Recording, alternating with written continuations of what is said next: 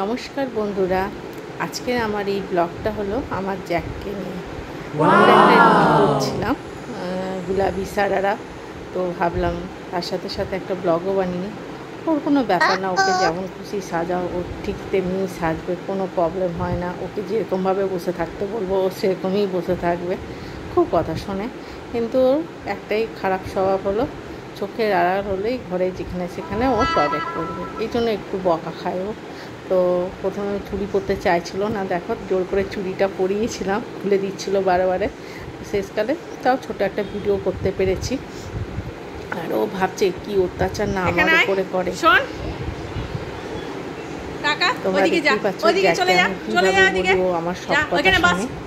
বস ঠিক আছে।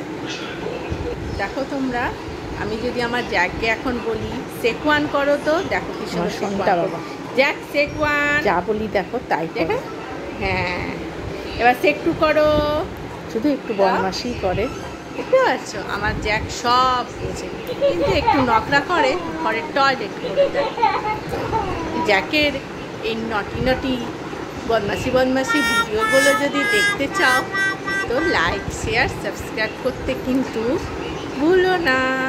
জ্যাক বলে দাও সাবস্ক্রাইব করে দেবে কিন্তু, ঠিক আছে?